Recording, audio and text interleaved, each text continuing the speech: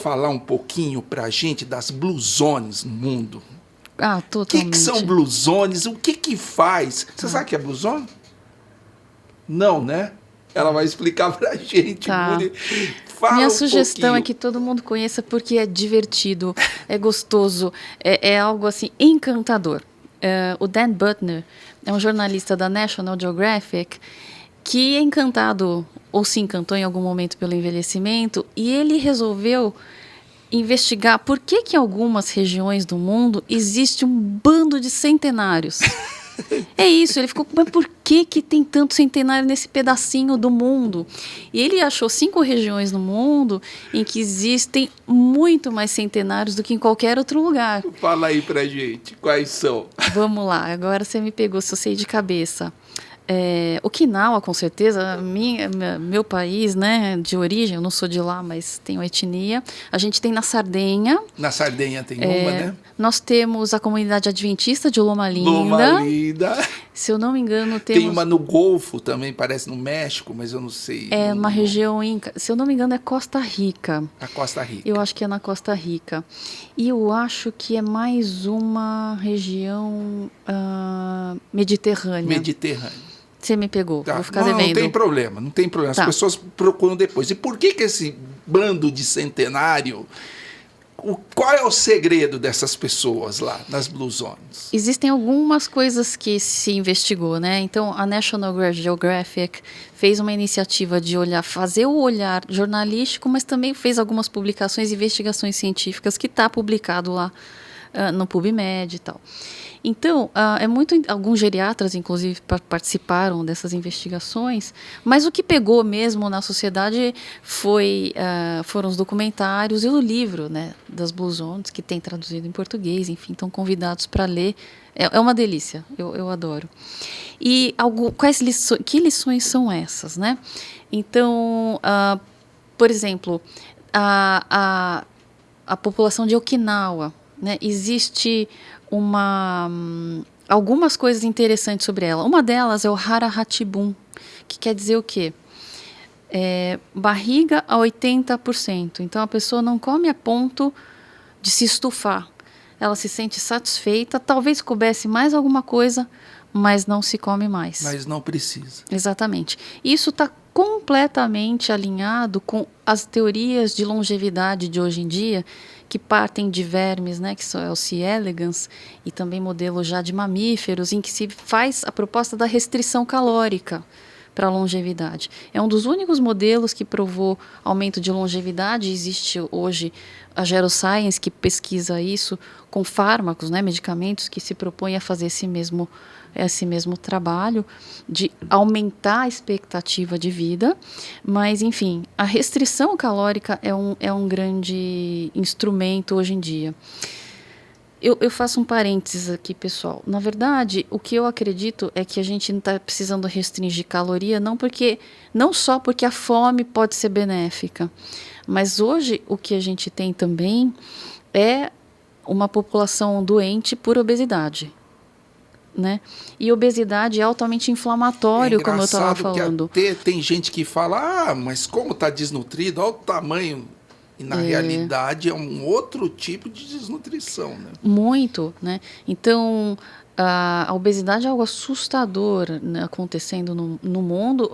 No Brasil, hoje a gente tem mais gente que está acima do peso, incluindo obesos e sobrepesos, do que pessoas com peso normal. Nossa. Então, já é uma tragédia atualmente, né? Então, entrando nesse contexto, pensar em restrição calórica, né, para pessoas que eu acho que a gente não está obeso, né? Estamos bem. Sim. Mesmo em pessoas como nós, a restrição calórica pode ser benéfica no sentido do aumento de longevidade. Então, isso independente de obesidade. Aí a gente olha para a obesidade, então, por favor, né, a questão de perder peso, populacionalmente, mas também para quem me procura no consultório, eu analiso muito, né, como a perda de peso pode impactar na longevidade de um indivíduo, ou até ganhar, depende da pessoa, lógico. Mas, então, essa questão alimentar entra nas Blue Zones, né? Então, essa questão alimentar é importante porque eu estava almoçando lá no Einstein um dia desses, aí um colega falou para mim assim, Edson, sabia que hoje em dia nós tendemos, acho que era um cirurgião vascular, falou para mim assim, Edson, sabia que hoje em dia nós tendemos a evitar consumo excessivo de caloria para prevenção, né, contra as doenças por excesso de comida. Na verdade, ele quis dizer doenças por excesso de calorias, né? Especificamente falando. É o que a gente mais tem na sociedade. Isso. Então, pré-diabetes e diabetes. Simples assim. Comeu demais, acumula gordura visceral, aumenta a resistência insulínica, inflama, vira diabetes, acelera envelhecimento, faz parte direta da fisiopatologia do Alzheimer, por exemplo, da síndrome de fragilidade. Então, o fato de consumir menos carboidrato por exemplo, né, ou mais proteína, eu pelo menos acredito que consumir mais verduras é um caminho maravilhoso. Que parece que faz parte de uma das ilusões, né? Exatamente. A gente vai chegar lá. Vai chegar lá. lá. Mas essa questão de diminuir carboidrato, porque o carboidrato ele tem a questão direta do pico glicêmico, o pico de insulinemia, o acúmulo de gordura visceral, que existe um estudo que eu adoro, né, publicado no Nature Reviews in Cardiology, de um cardiologista que estuda geriatria, né, uma sumidade no assunto. Ele que traz, 2018, ele traz esse conceito muito importante da fragilização por conta desse mecanismo. Quer né? dizer, não é frágil porque é desnutrido, magrinho, é frágil, às vezes até porque está comendo obeso, tudo né? errado. Tá comendo Exatamente. Aí o cirurgião me falou o seguinte, que nós temos que nos educar para pegar a quantidade certa de comida e não uma quantidade em excesso para o nosso organismo. Ou seja, que vai satisfazer seu cérebro. Isso, nós né? temos que nos conhecer para nós pegarmos a comida numa quantidade correta para evitar desperdícios. Aí ele me falou o seguinte, hoje em dia o conceito é, se você comeu aquela quantidade e sobrou comida e você não tem mais vontade, não é para você comer forçado.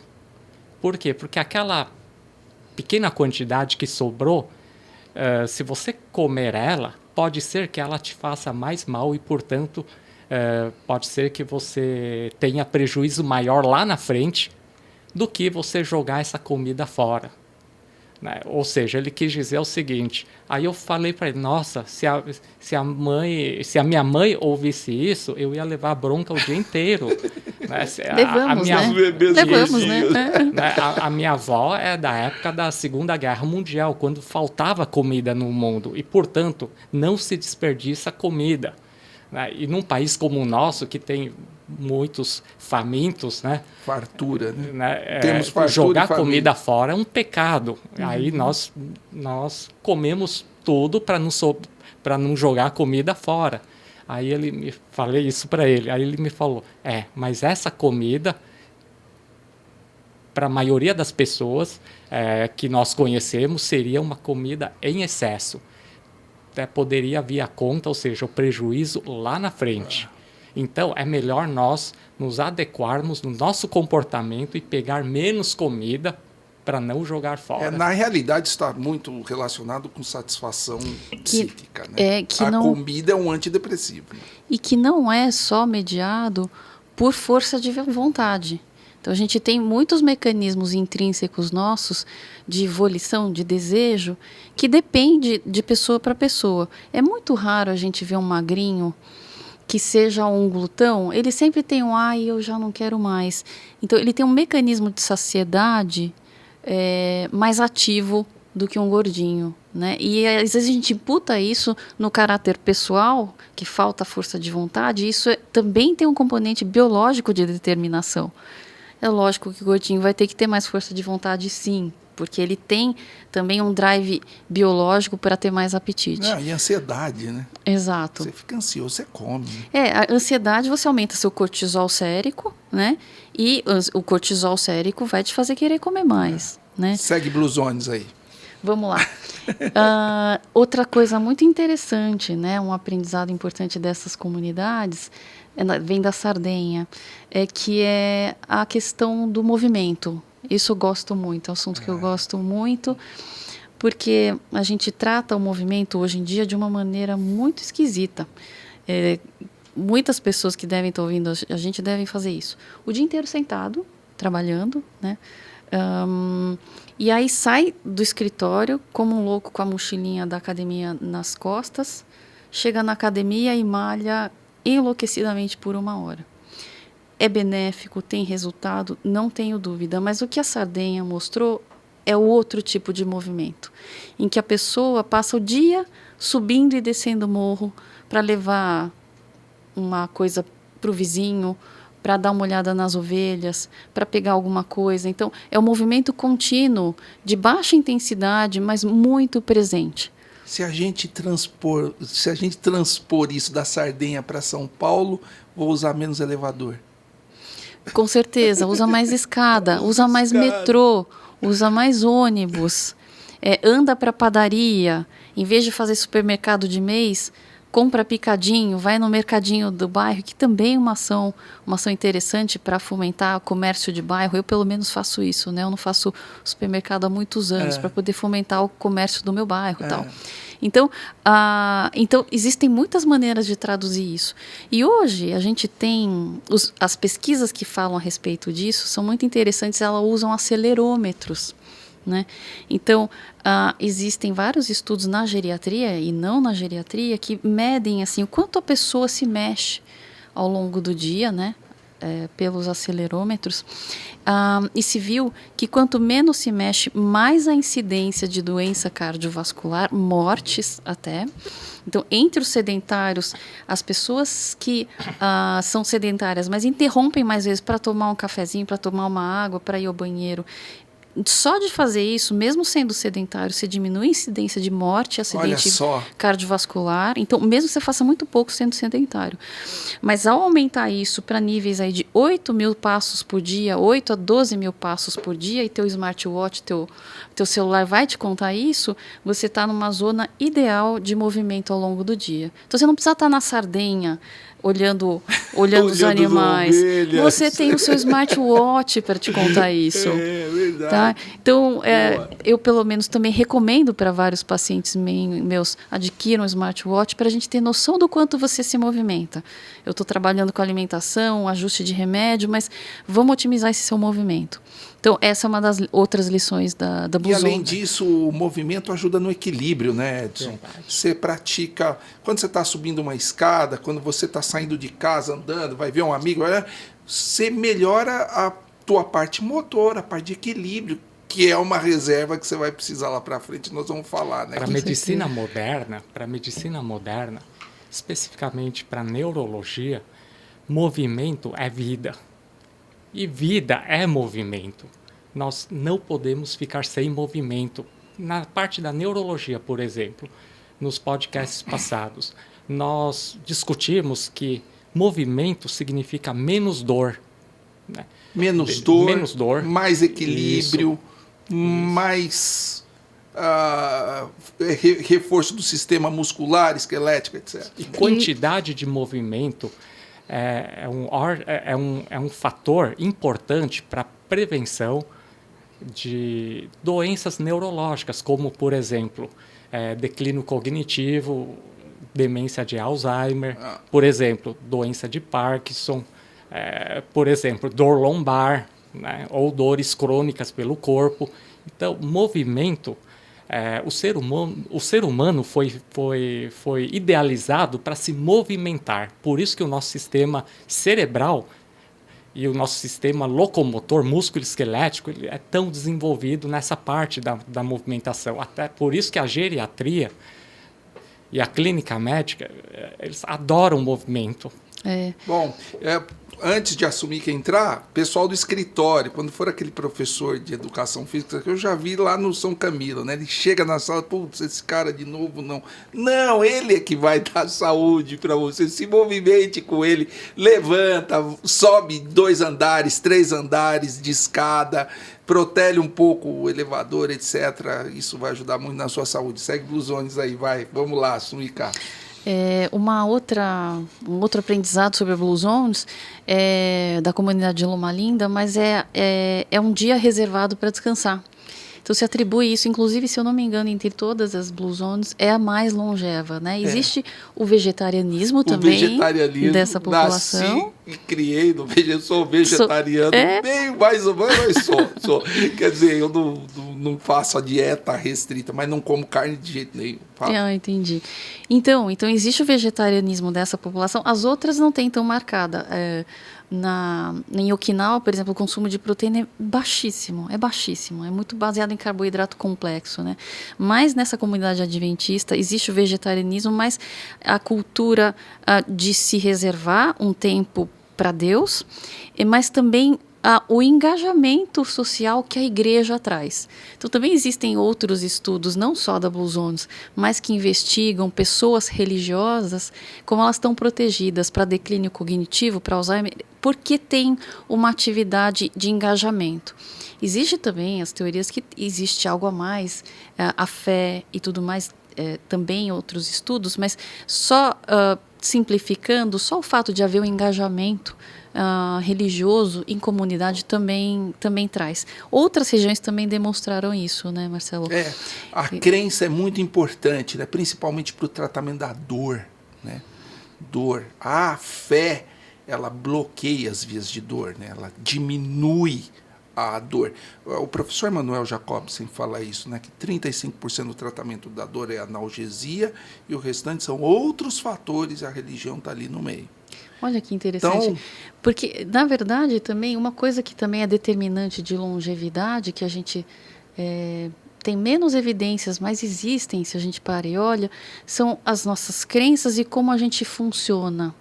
Então, pessoas otimistas, por exemplo, elas são mais longevas do que pessoas que não são otimistas. Então, numa população, isso é um estudo bem bonito, de 80 anos para mais, inclusive com pessoas de 80 anos ou mais, em que se aplicou uma escala de otimismo. O médico gosta muito de aplicar a escala para entender como é que a pessoa é. Né? Quer dar um número para o comportamento. É assim que a gente transfere para a planilha e transforma esse número e entende, né?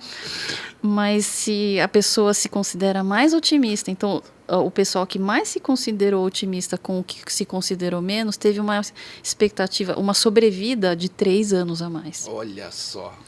Então, felicidade também, existem estudos sobre a sensação de felicidade. As pessoas que têm satisfação e se sentem felizes têm menos declínio cognitivo, têm mais funcionalidade, eles são funcionais. Edson trouxe super bacana, que a gente é meio doido por movimento, mas uma das coisas que a gente faz questão como geriatras é que nossa intervenção traga mobilidade, que a gente chama de ganho funcional. Né? Então, ganhou funcionalidade. Funcionalidade é poder ir ao banheiro sozinho, ou é dirigir um carro, ou é jogar boliche, depende do arsenal da pessoa, do movimento. Né? Mas, enfim, a gente trabalha com esse olhar, né? O neurocirurgião talvez trabalhe com o olhar de retirar o risco, o tumor, mas também olha o movimento, ele quer preservar o movimento, né? Sim, senão não faz sentido. Né? Exatamente, nós também. Então, quando eu trabalho com idoso frágil, a minha intervenção busca melhorar a massa muscular, sem dúvida nenhuma, mas para quê? Para se movimentar melhor, para ser independente, para ter ganho funcional. Então, nós geriatras somos obsessivos com isso. Quero que essa pessoa funcione melhor. E a Blue Zones também é muito isso, né? São centenários que estão ali dirigindo, estão carpindo, estão entrando no mar, estão fazendo reuniões de comunidade, estão cozinhando. Então é algo espetacular. Então, né? Fechando Blue Zones, acho que você falou uma coisa bem interessante, especialmente de Loma Linda, que é vegetarianismo, o dia de descanso, né? Eles são adventistas, descansam no sábado, e a convivência e o engajamento social.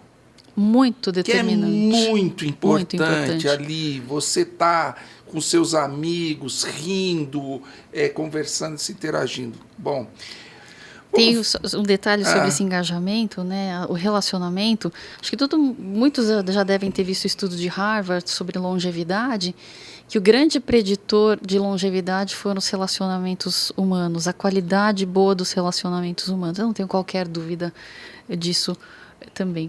E uma das coisas que também determina a felicidade de uma pessoa é ela não ter medo e se encorajar a ter esses relacionamentos. Então, ser retraído, ser tímido tem o seu valor. Não precisa ser todo mundo festeiro. Sim, existe sim, personalidade. sim. Mas o enfrentamento, de se encorajar, vira estímulo para o cérebro, vira estímulo, hormônio bom, vira dopamina, vira ocitocina, vira serotonina dentro de si. Isso é protetor para o cérebro e isso também é longevo, né? Eu acho que se eles forem ali para Engenheiro Coelho ali, fizerem uma pesquisa, talvez eles achem outra blusão, né? Que Pode é muito ser, da universidade, lá onde meu pai vive.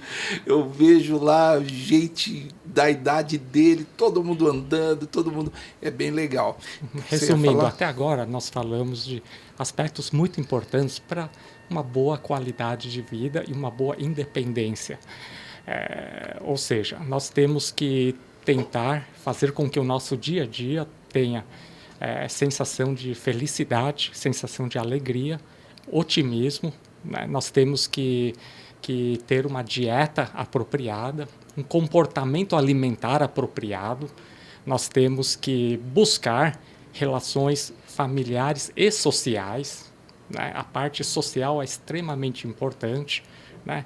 E a questão da espiritualidade, né? Isso é muito importante. Ou seja, o ser humano que busca a espiritualidade é diferente de religião propriamente dito. Sim. Ou seja, mas o ser humano que busca a espiritualidade e que busca coisas que dão alegria, prazer, que dão sensação de satisfação, a vontade de interagir com outros seres humanos, né? E a vontade de sair do sofá ou da cama e passar o dia fora andando, pegando metrô, andando, pegando ônibus, ou mesmo carro, mas sempre se movimentando muito. Esse é o segredo que nós acabamos de conversar sobre as Blue Zones.